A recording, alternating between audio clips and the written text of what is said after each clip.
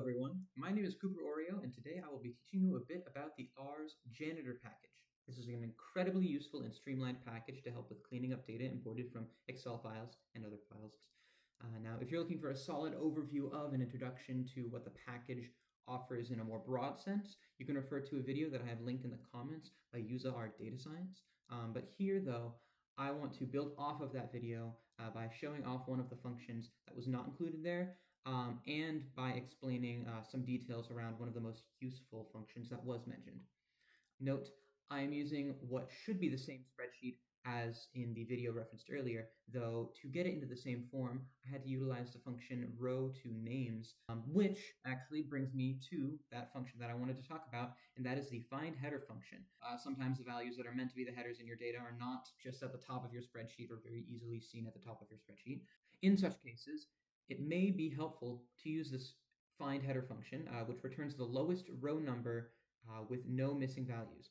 While it's not guaranteed to find your headers on the first try, in most cases where your headers haven't been shifted for some reason and are still above your data, it likely will. So first, here's what it looked like before I swapped the row. See, it's got like an extra row up top there.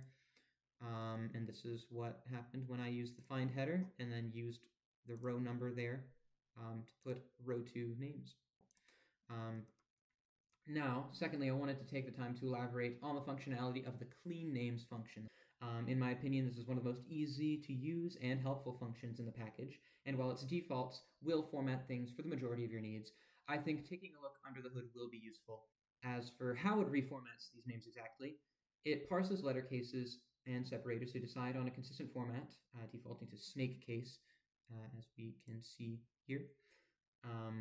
And it also handles special characters and cases by either removing them or translating them into like an equivalent sequence of characters. As mentioned before, it will add numbers to the end of duplicate names, translate the percent to percent, and the hashtag to number. However, a lot of what I just mentioned can be pretty flexible and you can modify it to your needs. For example, if I want my headers to be in camel case or in title case, I can change the case parameters as such here. And we can view that there. So there's camel case and title case. Lovely.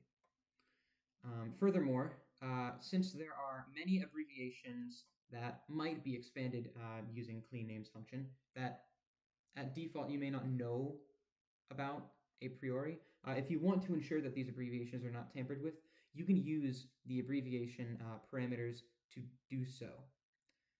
So here I sort of changed one of the names, included another column here, which gives us the unabbreviated names. So one of the names I had with a period at the end of it still removed that period because I didn't add the period in the abbreviation.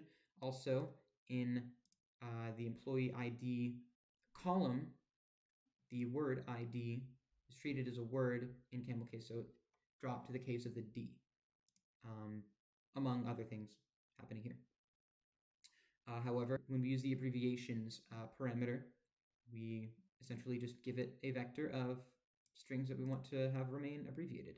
But one thing you will notice as I run this is that percent and number are not abbreviatable, but the period and subject here remains, and ID is kept as a string alone.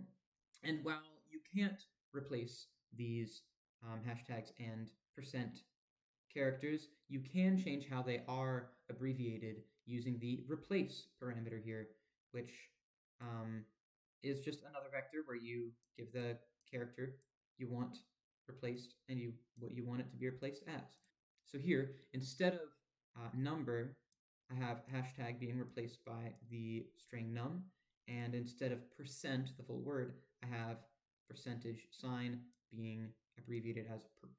So we can see the full abbreviated thing. We've got subject here, or subj rather, maintained, and we've got IV maintained, but then we've also got perk and num. And to explore these further, you can see a link in the comments to the documentation at several areas about the package. But with that being said, thank you so much for watching.